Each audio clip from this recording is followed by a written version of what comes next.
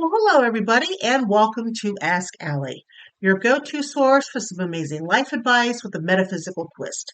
I'm Allie, the host of the longest running spiritual podcast on Apple Podcasts. That's right, since 2005, I've been helping people just like you navigate the mystical world of self discovery, spiritual growth, and exploration. Today is Monday, January 22nd, 2024, and I'm so excited you're tuning in to give me a listen. If you love this episode and want to learn more, please head over to outofbodyecstasy.com. You'll find many resources and information there, including how to book a reading with me. And don't forget, if you're feeling extra generous, please give this episode a 5-star rating, leave a review, and share it with 3 friends. Together, we can create a community of like minded spiritual individuals working toward creating a better life for ourselves and others. So we are on season 19, which still amazes me. Season 19, this is episode number 2. I know I haven't been doing the podcast for several weeks now. It's been a little busy over here at the Allie household between the holidays and school starting up again, and I had to put Hubba Bubba down, my dog. Um, he lived to be 16 and a half years old. A blue heeler usually doesn't live that long, but he did. He was well loved. He had a very long life, and I miss him, and Karma definitely misses him. But we're all just, getting along as we should. So I hope you had a good holiday season. I hope your New Year's was tremendous and you had a good time, even if you were just sitting at home, relaxing and watching the ball drop from Times Square. This year is going to be a hell of a year. And that's what I'm talking about today in our topic. So I'll get there in a little bit, but it's going to be a hell of a year. And I hope you take advantage of it. But first, before we go any further, let's talk about the magical item of the week. This week, I want to talk about sapphire, blue sapphire. Of course, it's a stone. The energy is receptive. The planet it represents is moon, the element of water. The different magical powers it can help us with is psychism, love, meditation, peace, defensive magic, healing, power, and money. Now, this stone can be worn to stimulate the third eye for purposes of expanding psychic awareness. The Greek, ancient Greek, and I'm laughing at myself. Practice mentioned seems to indicate that even though they were aware of the sapphire's ability to tap the subconscious mind. Okay, sapphire is also the guardian of love. That is, it promotes fidelity and attunes the feelings between lovers. In the ancient, it was also worn to banish envy, to promote positive social interaction, and to reconcile with foes. Sapphire can be used for all those purposes within any type of relationship, not just romantic. Its one time usage for promoting chastity is probably also related to this. Chastity can be viewed as the lack of sexual activity outside an established relationship. Dark sapphires are thought to be especially effective for drawing or inducing love. Sapphire is a soothing, deep blue hue. It is worn during meditation or contemplated upon to expand wisdom. When you wear it, the stone promotes peace. The author of the pseudo Concordatus Magnus manuscripts of the late 1300s state that this stone, worn, pulls the inward heat or anger. Its use in defensive magic stretches back to antiquity. Once thought to scare devils and evil away, it is today worn in a protective jewelry and during rituals designed to return negativity to its sender.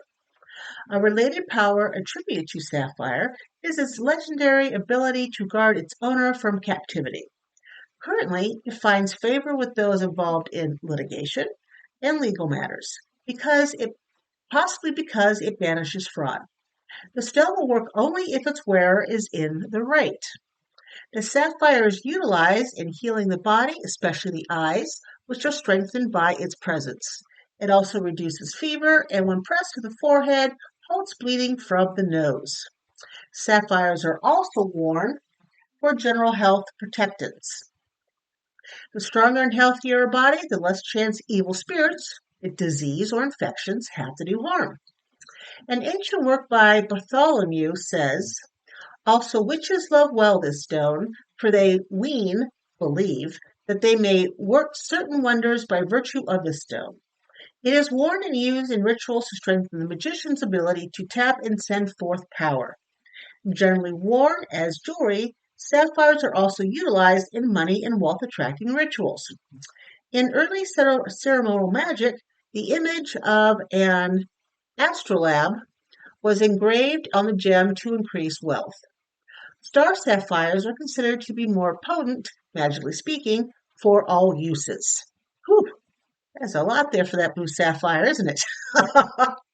And you can see about the blue sapphire on this episode's post at outofbodyecstasy.com.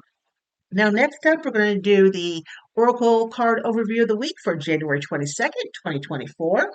And I am using the deck, one of my favorites, Sacred Traveler Oracle cards by Denise Lynn. And if you would like to see the cards that I'm about to draw here, please go to this episode's post at outofbodyecstasy.com. All right. So let's see what we got going here.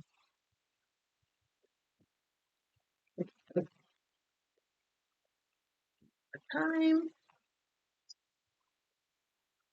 Right.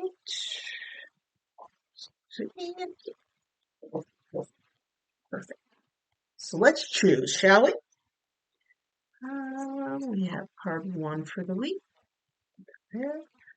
Card 2. And lastly, card number 3. All right. So we'll take these cards back up. Put them over here. And let us see what the cards have for us. Okay, that's a nice card. Good card. Oh, interesting. So yeah, this week.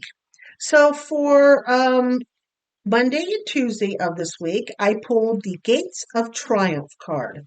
And it says success expands in your life. So whatever you're concentrating on Monday and Tuesday will allow you to move forward with something. If you are concentrating on something that's not good, the energy will go the opposite way, and you will not succeed at something. It's all where you're putting your effort and your thoughts for Monday and Tuesday. Then we have a card here for Wednesday and Thursday, and it is the Take Shelter card. And this is all about the answers are within. Not a good week to get a reading from somebody. It's better if you look within yourself for the answers, because really, guys, your soul knows everything. It knows everything you need to know. It knows everything you need to do. You just have to be better at communicating with it.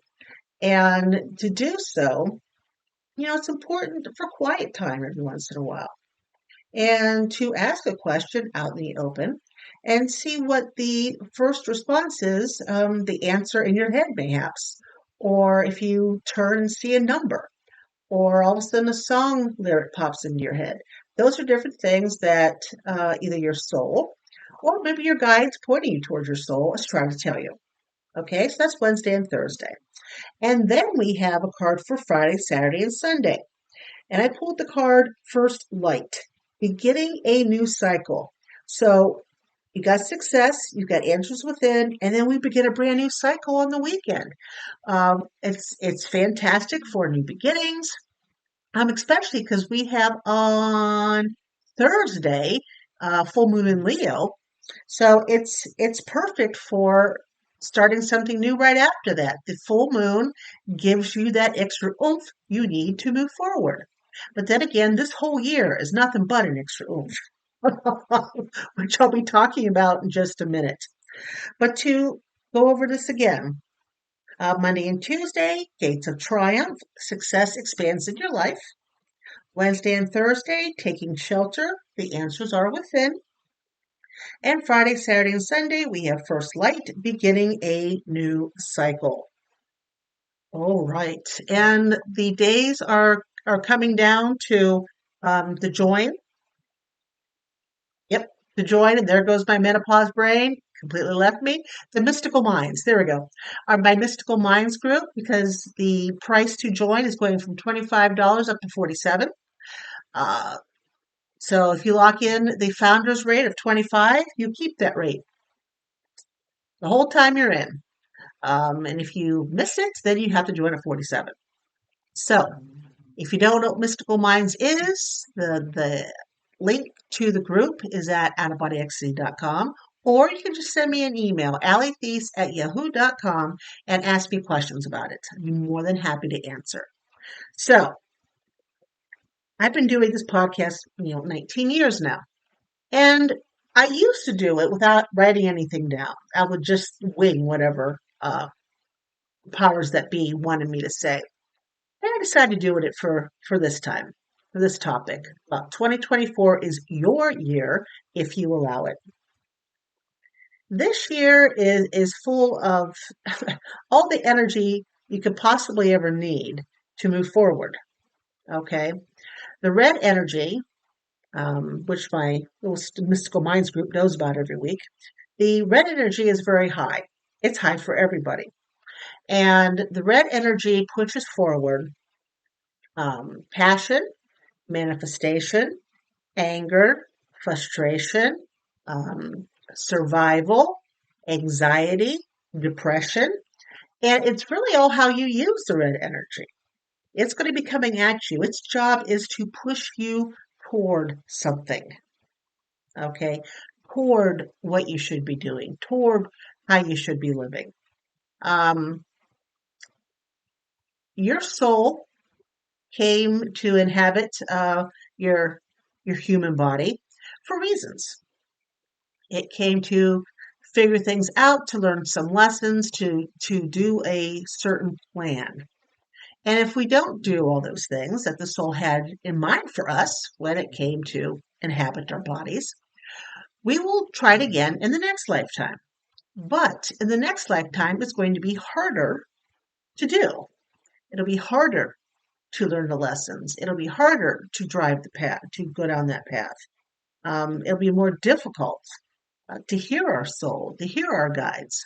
So when we have energy such as this pushing us forward, then you got to jump on it. All right. And it's not just me and me talking about red energy. Astrology is saying it as well. If you listened to my friend Maria Shaw, she is a fabulous astrologer. The New Orleans medium, I think is what she calls herself. I don't know because I don't look at her page because we're friends. So, but she's a hell of an astrologer too, and you might have seen her on 90 Day Fiancé. She was on there, I think, season 3, helping out. But yeah, she's phenomenal. Anyways, let me find what she said about this year. Whoops. I'm dropping everything now. Okay, starting on January 20th, which was what? This past Saturday. It is a big effing deal. Okay. Between then and September 1st, Pluto is in Aquarius, which is all about, with Pluto, it's death, transformation, rebirth, and power. It's a new era for everybody in the world, every single person. Pluto is in Aquarius for 20 years. It's a destiny type of what do I want to say? A destiny type of transit, I guess. You want to become more independent, unrestricted. You're gonna strive to be you. And I hate using the word authentic self, but that's really what we're talking about here. Your authentic self. This goes on between January 20th to September 1st. And if you haven't taken advantage of the move forward energy, trying to get you to where you need to be, If you haven't started, if you're looking for a job, if you haven't started looking, if you haven't started thinking about your business or writing stuff down, if you haven't started thinking about your love, who you would like to be with, your health, how would you like to be healthy, et cetera, et cetera, et cetera.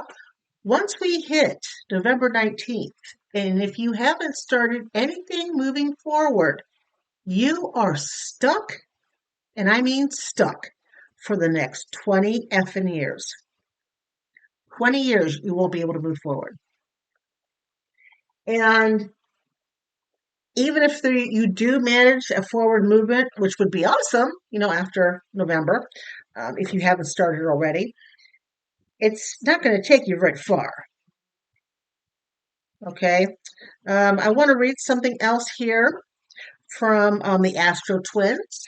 I know you guys have heard of them, at least I should hope. And they say this about 2024. First, I'm going to talk about that on February 10th, we're going to be going into the year of the dragon. All right. And the wood dragon, whose mystical influence will reign from February 10th, 2024 until January 29th, 2025. The dragon is a mythological creature, and when it commands the calendar once every 12 years, we can then access some of the dragon's legendary magic and then some. So you need to bring forth your competitive spirit. Dragon is associated with the trailblazing Aries, the very first sign in the Western zodiac. Undoubtedly, 2024 will be a year for starting fresh and taking chances.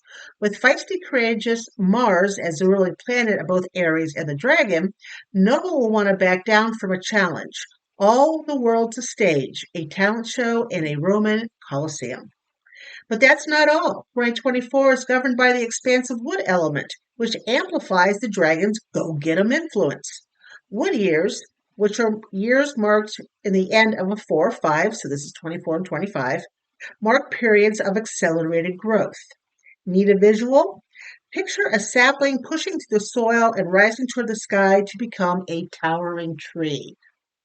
So right there, what I mentioned about Maria Shaw talking about starting on January 20th, about it being a go-getting year, or what I said about the red, about it being a push for you, and red is associated with both Aries and the wood dragon. You see what I'm getting at here? The themes of a wood dragon year. This is still by the Astro Twins. Power and authority, accelerated growth, risk and reward. So the greater the risk, the better the reward. But we're not telling you to jump off a cliff or a bridge and hopefully you're going to hit the water and not die. We're not talking about that kind of stuff. The more you go outside your comfort zone, the bigger the reward is going to be. Okay? Celebration, ambition, transformation, and global movements. The challenges of a wood year is anger. Remember all that red I was talking about? Drama and intensity, inflexibility, abuse of power, impulsivity, and burnout. Okay?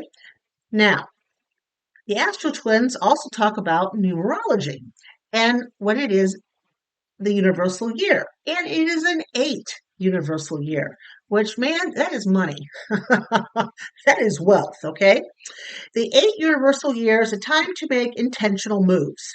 8 is an accelerator, the ultimate power number representing abundance at the highest level. With a focus on material aspects of life, an 8 universal year brings opportunities to expand and reach new heights. You can also expect to be driven way out of your comfort zone, forced to step up, or get stepped on. Do you have an abundance of resources? Share your wealth by spending with businesses whose values you support. Yes, we said spend. The 8 is a symbol for infinity. The energy of money needs to flow in order to attract more of it. So they're telling you to spend. If you spend, you will attract more. Time is also a resource that can be used in a similar way. Any kind of giving,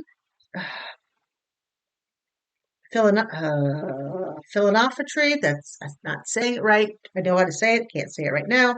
And generosity is rewarded during an 8 universal year. Themes for an 8 universal year: financial gain, power, authority, respect, wealth building, influence, abundance, and empowerment. Challenges of an 8 universal year. Read and Avarice, Avarice. Control, domination. We have winners and losers, and victims and victimizers. So, folks, 2024 can be your year. And if you don't want more money, that's fine. That's fine. You can help others achieve their success, and more success will come your way. And success is however you define it. Okay? But if you're not doing what you need to do this year, if you're not allowing yourself to be pushed to where you need to be, okay, then 2024 will be a very difficult year for you. You will be very angry, very frustrated, very everything you don't like. All right. And then after November 19th, you're going to be stuck in a holding pattern, treading water for the next 20 years. Who the hell's got time for that? You don't. I don't. So I'm not treading water this year. And neither should you. So get your butt in gear sooner, like now, rather than later. And let's keep that forward movement going. All right? All right. So think about that for me. And here we are at the end. I can move my mouse. Can I move my mouse? There we go. I want to thank you for joining me here at Ask Allie. I hope you enjoyed the episode. If you liked what you heard, please take a moment and rate and review the episode. The more people who listen equals the more people I can help have their aha moments. And speaking of helping others, remember to follow me on Facebook, Instagram, TikTok, and Wisdom for even more tips, tricks, and inspiration. And last, but of course, certainly not least, if no one's told you today, let me be the first to say it. You are fabulous. Take care of yourself and have a magical week. I'll catch you next time.